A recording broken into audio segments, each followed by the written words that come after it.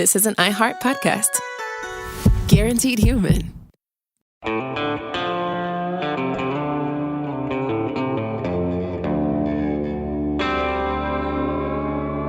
Body Bags with Joseph Scott Morgan.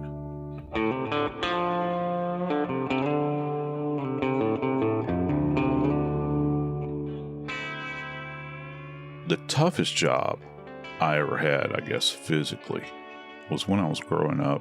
I fancied myself a football player, and in order to stay in shape during the off season, I would cut wood. This ranged from felling trees to also splitting the wood with generally a sledgehammer, a wedge, a maul, and an axe, and stacking it up. Hardest job physically that I've ever had in my life. But what comes into play is the fact that I would have to use a chainsaw, and I learned to use one at an early age. And it is a tool to be respected. Today, I'm going to talk a little bit about a case that's come to my attention involving a chainsaw. But this chainsaw was used and purposed in a way that not many people would think of. Today, we're going to talk about the death and dismemberment of Margaret Craig. I'm Joseph Scott Morgan, and this is Body Bags. At this point in my life, my grandparents have long since been deceased, and with the passing of each one, I grieved immensely. I loved my grandparents dearly on both sides, and many people can identify with that, but never in my wildest dreams did I ever imagine that I would be having a discussion with you, Dave Mack, about a death involving a grandmother who was apparently at some point in time really loved by the two alleged perpetrators. And in that discussion, we would talk about chainsaw dismemberment and disposal of a body using a barbecue grill. Have you ever heard of anything like this before? No, this is a whole new level of disgust, depravity. I don't know when things changed, and maybe they didn't. Maybe this has always gone on and we just never heard about it. But at no point in time in my life did it ever occur to me that we might have a story about loved ones. And you mentioned how much you care about your grandparents. This is 3 generations where the victim is at the top. She's a beloved grandmother, and her own daughter and granddaughter used the chainsaw and the grill. You can figure out the rest. And we're not talking about you and I out camping, teaching our grandchildren how to live off the land during a camping weekend. No, we're not. You begin to think about, well, how do you go about disposing of human remains? There are a multitude of ways this is done. Are you thinking in the context of, well, how do we do it respectfully? Well, most people, their default position is always simply prepping the body to a certain degree and burying the body, right? Right. But it does seem, and I've made this comment both on Body Bags and I'll continue to make it on media platforms, I don't know if there is some kind of desensitization that's taking place. I do not recall having talked about so many dismemberment cases, and it's not just this one. It is all across the country. I mean, it seems like if people will go back and kind of look at our catalog on Body Bags, you'll see that there's a number of these cases there that have occurred in recent history, certainly in true crime. It just seems like that it's coming about. And what's troubling about it is that there is, I think I use the term, a callus, and I mean that in a physical sense. We develop calluses on our hands, and how appropriate, since we're mentioned in my opening about taking down trees and splitting them and that sort of thing. And I had these huge calluses on my hands. You develop these hands in this kind of work, but there's a callus, it seems as though, that people that might have thought about this in the past are now crossing over that boundary and going into this very dark area where they have a comfort, in many of these cases we've discussed, with applying an instrument to a body and taking it apart piece by piece. And we've covered all methodologies, everything from hacksaws to just kitchen knives, cutlery, those sorts of things. We begin to break it down in categories. I think to this point in our library, this is the first chainsaw case that we've covered, but it just seems as though that people have a comfort with this now. It's not just about killing. It's now, how do we go about taking apart the body? That's why when you said that it's at a whole nother level, it truly is. And it's demonstrated through this, because you think about a perpetrator that kills somebody, and then they want to put as much distance between their person and the remains of the deceased as they possibly can. And how many times over the years have we covered cases where people will just kill somebody and they run away, right? And even in familial homicides where you've got family members, which we do in Miss Craig's case, you have people that kill a family member and they'll try to get out of there as quickly as possible. This goes to another level, because now you're thinking, not only are you killing an individual, but you're going to spend time with them, and not just a short period of time, Dave. You're going to spend time with this individual, with their remains, in order to dispose of them. And what the process was here, and kind of the timeline and how everything worked out, it was amazing to me, because these two women that are allegedly associated with this homicide and dismemberment and attempted destruction of these remains, it was a tedious process.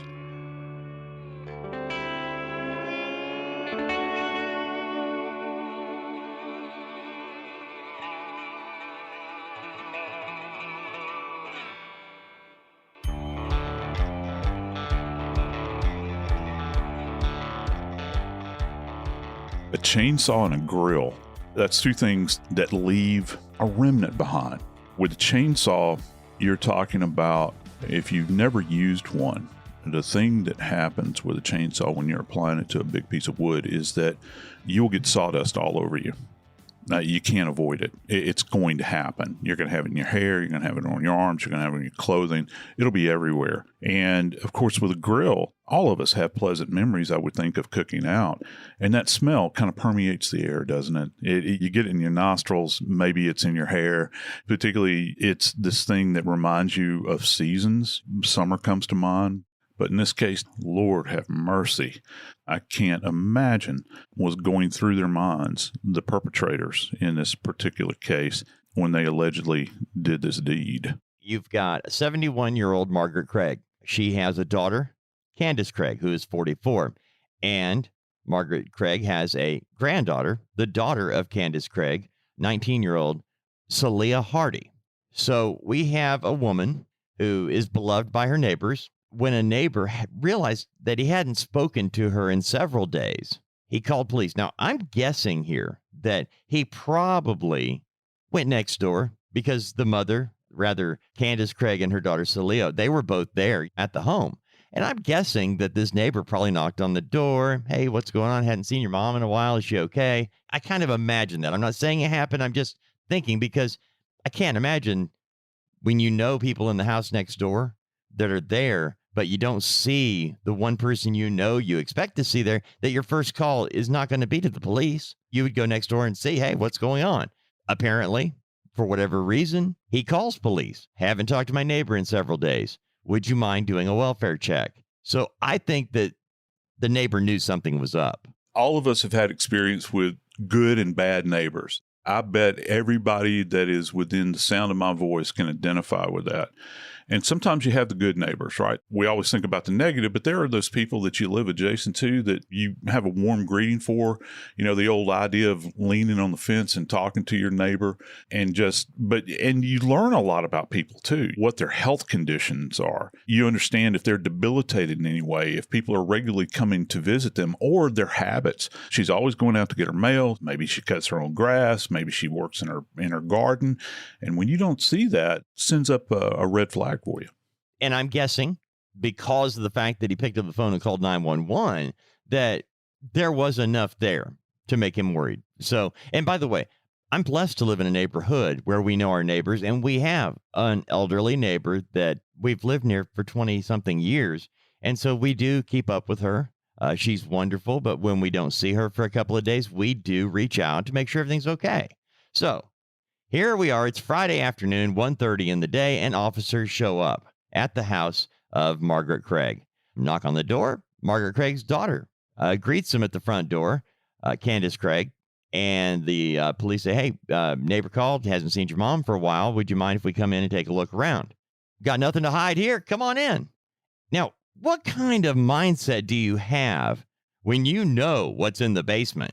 You know what's in there, but sure, come on in, please. She's fine. Look around. You know she's not fine. You think they could come up with some other story of she went to visit a relative, any number of things other than, well, come on in. But that's what she said. So police come in, they look around a little bit, and they go downstairs. Police say that as they went downstairs towards the basement, they smelled the odor of decomposition and simultaneously see blood near 3 trash bags. How quickly does the odor of decomposition arrive after the death of someone? Well, the fact that you're talking about plastic trash bags, I don't think that people really realize how plastic impacts biological substances. And we talk about this actually quite a bit in crime scene investigation, how we try very hard not to package things in plastic. We prefer paper. Think about when we were kids and you went to the grocery store and there were nothing but paper bags. And they have a particular smell to them, don't they? I still remember that. But yeah, and nowadays everything is plastic, right? They used to wrap meat in paper. They actually did. As a matter of fact, and this is kind of a ghoulish aside, when I first started working in the morgue, we had butcher paper in the morgue. That's how we would prepare bodies after we had done autopsy. We had huge, massive rolls of butcher paper, and we would wrap the bodies in butcher paper. Body bags were considered to be a luxury. So you'd wrap them in the butcher paper, and the funeral home would come by, pick them up, and place them in there. And the thing about plastic is, you're talking about plastic bags, is that it's almost like putting a biological specimen in a hothouse, because you think about the bag sweating, heat, and that moisture speed up the process actually when body parts are placed into a plastic bag. And so it promotes decomposition. And with decomposition, what do you get? You get a foul odor. Can you imagine being this police officer or officers that show up at this thing and they walk down there, they see the bags, they see what they believe is blood. But Dave, here's another little nugget. They looked down on the floor and they probably didn't actually recognize it, but they thought that it might be brain matter. And so you're looking at that element in addition to that. So back to the initial question, first with bodies, many times your first alert, and this is used as a literary device and in movies, people will say, what's that smell? But that's the truth. It's actually one of those things you see in entertainment that is reality. You smell decomposing bodies many times long before you ever put eyes on them. I remember being under a house in particular where a grandson had killed his grandmother and buried her underneath the house. And we were under this thing trying to excavate the body. And we didn't see the body. It took us hours to excavate this area, and I'm in the stooped position the entire time. It's really hot. It's down here in the deep south. I smelled the remains rather, for a couple of hours before I ever laid eyes on her. That's how powerful this is. John Wayne Gacy buried bodies under his house. Yeah, I know. And what did he have under his house? Remember the sump pump, or I can't remember, it backed up. And so when those investigators, when they pulled those floorboards up in that environment, they were essentially in this muck with these floating remains where he was trying to bury everything. So you see the plastic, and I think about that, and I think about probably what they were sensing. Now, I'm not saying that you would not have smelled decomposing body without plastic. You still would have, but when you begin to place things into plastics like this, it prompts breaking down. And the fact that this individual that answered the door allegedly felt comfortable enough to say, yeah, come on in. Yeah, come on in. Yeah, we got nothing to hide here. Yeah, and to back up, all right, when police arrive, and as I said, the daughter allegedly here, because this has not been adjudicated, we have 71-year-old Margaret Craig is the deceased. We do know that. We know her daughter, Candace Craig, is 44, and she was there. And we know that Salia Hardy, 19-year-old victim's granddaughter of Candace Craig. Now, The police arrive. They go downstairs. They say they smell the odor of decomposition. They see blood near trash bags. Now, they had one of the bags that wasn't sealed, and they were able to look in that without, it was obvious, without touching, moving, or anything. And they noticed things that appeared to them to be the brain matter and things like that of a body. So they start going back up the stairs. They know they've got to call in forensics. They got to call a team in here. And as they're going up the stairs, well, to back up, when they were going down the stairs, one of the police officers noted, hey, there's a knife right here. It was just on the stairs. And on the way back up the stairs, the knife was gone. To most people, you would think going down, you see a knife, and coming up, it's gone. And the only person here is the woman who allowed you in the house. She's got something to hide. So now they begin the process of figuring out what took place. Oh, my goodness. This is where everything falls apart or comes together depending on your point of view.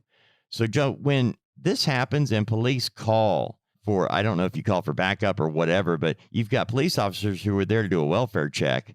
Within a matter of minutes, they're faced with a gruesome smell and sight. Who do they call? Do they call forensics right away? Yeah, they would. And the person that actually made the determination that they were dealing with human remains, they're framing them as a forensic investigator. I'm imagining that this is probably somebody from the ME's office. Up in Maryland, they don't have coroner system. They have medical examiner system. And I've actually done training up in Baltimore with some of these folks. Is there a big difference between a medical examiner and a coroner? There are coroners are lay people most of the time, and there are mighty fine coroners that are out there that are highly trained and very professional at what they do, but they're elected officials. And depending upon the state, they'll come from all walks of life. But with medical examiners and medical examiner systems, you're going to have, obviously, a physician that's the boss, the forensic pathologist, but your investigators, you go places like New York, believe it or not, people don't realize this. You go like New York, for instance, and other jurisdictions, the investigators that they have will actually be physician assistants or nurse practitioners. So these people are highly trained from a medical perspective and from a pathology perspective. I want to back up a little bit. One of the most terrifying issues with this, you mentioned that knife that had been on the stairs. And when I teach crime scene investigation to my students at university, I try to let them know, particularly those that are going to be police officers that are just coming into the field or think they're going to be, you never allow anybody to follow you into a location that you're searching that is not part of your team or that's not a police officer. For all we know, the individual could have picked up that knife and buried it in the cop's neck. Right. I wondered the same thing. Did they freak out when they realized the knife was gone, or did they try to remain calm to figure out what happened? We don't know. They didn't really say. Yeah, and we don't know at this point in time, and it's speculative on our part. But here's the problem. They're going on a welfare check. Who in the world would ever expect to find a grandmother that has been dismembered, and as we'll find out, partially consumed by fire in the basement of this home? That's why our working philosophy is that every death is a homicide until we can prove otherwise.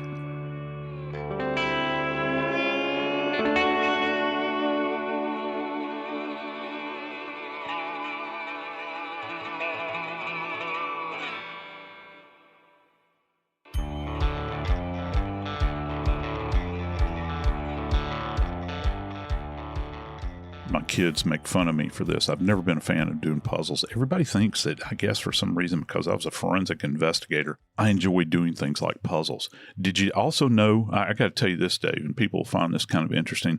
Did you know that I have played Clue since I was 9, I think? Did you know I've never won a game of Clue? I never have. It's one of those things, and I find it tedious. I don't know why it is, but when we're talking about this case with Miss Craig, this is a puzzle in both a literal and a figurative way. Well, when police got there for their welfare check and fairly quickly on figured out something heinous had taken place and made the call for experts to come in, they separated the mother, Candace Craig, who's 44, and her daughter, Salia Hardy, 19. And while Candace Craig didn't volunteer a lot of information to police, they read them their rights you have the right to remain silent. But Salia Hardy said, fine, I want to talk. And it was 19-year-old Salia Hardy, the granddaughter of the victim, daughter of the alleged perpetrator of the crime, who actually gave us all the information we know of what took place. And what she told police is that she heard an argument taking place between her mother and her grandmother. And her grandmother was telling Margaret Craig, the victim, was telling Candace Craig, the suspect, that she was going to call police because her credit card had been used by Salia Hardy, the 19-year-old granddaughter of the victim.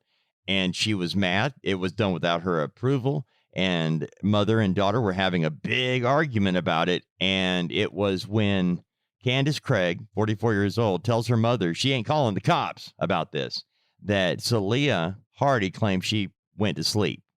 And when she woke up the next morning, she knew they had been fighting. Next morning, she wakes up and there's a blue tub in her room containing the now deceased 71-year-old Margaret Craig, meaning she can't tell us what took place during or after the fight. She can only tell us that when she woke up, Grandma was dead and in a tub. And then she begins the story of the chainsaw, the knives, and the barbecue grill. So when police get it down to this point where they now know that they have their victim and alleged suspect, how did they dig into this to determine what was used first, the chainsaw, the knife? Because that seems to me like it would matter. And again, it goes back to what you said at the very beginning. Why do we seem to have more of these types of dismemberment stories? The woman was already dead. I have no idea. At some point in time, you and I are going to sit down. We're going to begin to log these because there's a pattern here. I see it. I'm referring to dismemberment cases. But first off, this seems highly disorganized. And when I say that, I mean like when they talk about these kind of organized and disorganized kinds of crimes, it seems like something that would be, this is not a methodically planned kind of thing where you've got everything laid out, you know how you're going to do it. Some grand plan has gone into action here. You lure a person in, you take their life. Still to this point, they've not released actually what the cause of death is.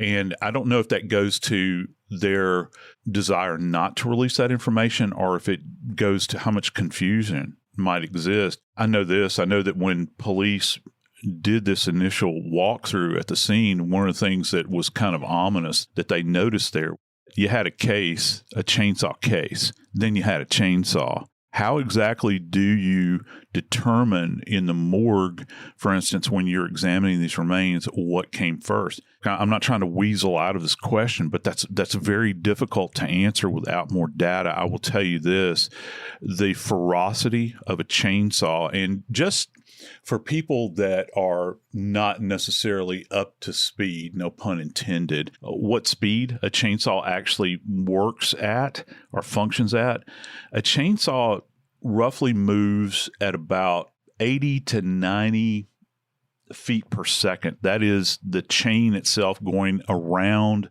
the saw bar, which is what they call the saw bar is what the chain is actually hooked to. And that translates roughly into about 55 miles per hour. All right, just envision that just for a second. So if you think about your tire spinning on the road as it's conveying you down the road, that is the rate. Now, that can increase because they have variable speeds. You can pull a trigger on it, it'll speed up, it'll slow down, that sort of thing. And it has to, because it has to generate enough speed in order to cut through these surfaces. And you think about primarily with chainsaws, you think about going through wood. Here's another interesting kind of side about chainsaws is that the blade, if you want to call it a blade, it's actually multiple blades or teeth that a chainsaw has. When they hit the surface of a solid object, they begin to kind of chew through it. And it's not precision, man. I'm just telling you. When you look at this, you can kind of see, particularly when you're going through these fleshy sides like this, you're going through soft tissue, then you hit bone, it literally tears. It tears the skin as it's going through, but it goes at such an incredible rate, it slices through it like butter. One of my big questions is, as the chainsaw is being used on Miss Craig's remains, I'm thinking, did the perpetrators, the alleged perpetrators in this case, did they suddenly have this idea that the remains of, or the particulate remains of their loved one are being deposited on them. Because as I said earlier, my experience with using chainsaws, you can't escape sawdust. How much more so with a chainsaw where it's going through multiple layers of tissue? You're talking about skin, you're talking about muscle, you're talking about sinew, bone, the bone dust. Oh, and by the way, we've got blood. There's got to be blood everywhere. The human body has a lot of blood. Yeah, and it would be, we talk about this idea of cast off, and most people think about cast off and I always describe it when I'm teaching as taking a paintbrush and dipping it into a pail of paint, right? And kind of slinging it over your head. You get it on the ceiling or on the wall. I've seen perpetrators that actually have it down their back in a diagonal pattern. But with the speed at which a chainsaw moves, you're going to see this almost fine histamine-like deposition. And one of the ways we measure velocity on bloodstains is we categorize it rather. We have low velocity, we have medium velocity, then we have high velocity. I would think that with chainsaws, you're going to see some high velocity deposition. And most of the time, high velocity deposition is associated with gunfire. So just so people understand and kind of get an idea as to what it looks like, the lower the velocity, the bigger the droplet. And that's kind of how we figure this out. It's not rocket science. That's kind of how we figure this out. So if you have high velocity blood staining that's going on or deposition, it will look very tiny. It almost looks many times like sprayed tomato juice or sprayed grape juice, where you get these fine little droplets. If you put a magnifying glass over it, you'll see that they are actually individual little droplets, but they're coming off at such a high rate of speed that the droplets themselves are very tiny. Very, very tiny. And that's kind of how we delineate in this world of interpretation of blood staining about what went on. And in this environment, when you're talking about the dismemberment of human remains, using a chainsaw, Dave, it's going to be everywhere. It would be everywhere. So the more, like when you change your position, this is one of the things that happens with chainsaws. As you change positions with the chainsaw relative to the target, you're going to get another pattern that will develop. So you can have these streaked patterns that are kind of interlacing on all of these surfaces, where just imagine you've got big X's everywhere, or almost like these asterisks. They're very linear, but you might have them overlapping depending upon how much you're moving that chainsaw blade around. And it can be quite confusing. You'll come up with a very unique pattern. Investigators did say, they found human remains on the chainsaw when they seized it. But I was thinking, Joe, I'm trying to picture the order. Okay, we know about the welfare check. We know police show up. All right, Candace Craig allows police in. They look around. They smell the odor of decomposition. They see blood around trash bags. Glancing into a trash bag, hey, I think we see brain matter in here. They call in the experts who identify the body parts in the bag are, in fact, human. And they talk to the 19-year-old daughter, Salia Hardy, who then explains what took place, leading them to this moment in time. But what we don't have is the order in which it took place. And I was thinking that based on the fact there was a knife, I'm assuming that the suspects here are amateurs at this, that they don't regularly dismember bodies. We don't have any proof of that, but I'm assuming that, okay, we have a body, we got to get rid of this. And in that panic, you mentioned panic, chaos, that they grab a knife. We'll just cut her up and we'll dispose of her. And then they realize, 1, there's blood everywhere. 2, this knife really isn't cutting through. This is a lot tougher than we thought. Hey, there's a chainsaw over here. And I'm putting all this together in my head, and I'm thinking, only because of the job that I do in reporting and that I've talked to you about, do I know what really is taking place there, what these two women are finding out about a deceased body and what is coming out, and because they said they found cleaning supplies downstairs, meaning they had a plan. We're going to dismember, clean up, and get rid, because they had the trash bags, but it was a much bigger task than they anticipated, allegedly, it seems. There's really no methodology here where, if you think about how you would go about it scientifically, if we were in the morgue and we were having to dismember a remain, which we have done and which still goes on, there's certain times when that's required. You have to take parts of bodies off. There's a methodology to it. And certainly there's the appropriate tools for the task that are constructed for this.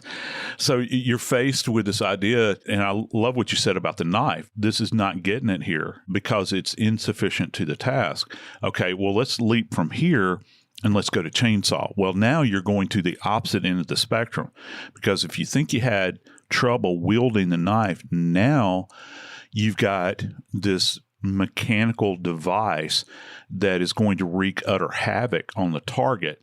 And now you've really got a mess. And so, oh my gosh, what do we do now? And you're faced with this. You're faced with this if you are a perpetrator. And I mean that in a blanket statement over any kind of case like this of dismemberment. What am I going to do with these remains? If this case couldn't be any more ghastly, I think, the fact that there was an attempt somewhere along the way to render down the body using heat. According to the authorities and the solicitor, the prosecutor in particular up there, a grill came into play, Dave, where like a grill that we would use to barbecue with or to cook with outdoors, with our family. I think about that with this. How many times had that grill been used over the years, perhaps for celebrations, to have a meal with the family? You're cooking hot dogs and hamburgers, and they're going to use a grill to get rid of Miss Craig's remains. And there was also a brush fire that, according to a couple of witnesses, apparently they thought that they saw human remains being placed into the brush fire. And it was just inside there's like a big wooded area back behind this home. So allegedly you've got these two elements that are involved as well. So it's not just a matter of trying to take apart the body, which is all over the board here, because I got to back up again. Brain matter. How in the world did you get brain matter? Did you apply the chainsaw to the head in order to take it apart? Would you be tasked with trying to determine why the brain matter was on the floor? Because I think that would have a lot to do with the crime that the people are alleged to have committed. Yeah, and because you have brain matter, you have a specific anatomical element that you're going to want to examine very, very carefully in this case, Dave, and that is obviously the skull. One discipline that would come into this case that it seems as though is probably being visited far more frequently than any other time in the past is going to be your tool mark expert, because the tool mark expert will actually be able to examine any of these markings on the bone in particular relative to this type of chainsaw, okay, and the knife too as well. But with the chainsaw in particular, and when you go to places like, say, for instance, the FBI, did you know the FBI in their forensic lab, they will have access to probably just about every kind of chainsaw that there is out there. And then that's their tool mark section. And what they will do is, or they will go purchase one that's similar to the one that was recovered at the scene. And they will probably get wood. They will do a test on wood to see what kind of tool mark is left behind by said chainsaw that is of the same manufacturer and same type on the wood. And does it compare up to what they're seeing on the bone? That's just mind-numbing. I had no idea, Joe. No idea. Yeah, well, when you're going to move forward with a case like this and you try to figure it out, the one thing that is left behind that ultimately is going to have to speak to this jury is going to be the science. As it stands right now, the charges, in this case, Candace Craig, 44-year-old daughter of the victim and mother of the other suspect. Candace Craig is charged with first and second degree murder. Her daughter, Salia Hardy, is charged with accessory after the fact, and both are in the custody of the Department of Corrections. I'm Joseph Scott Morgan, and this is Body Bags.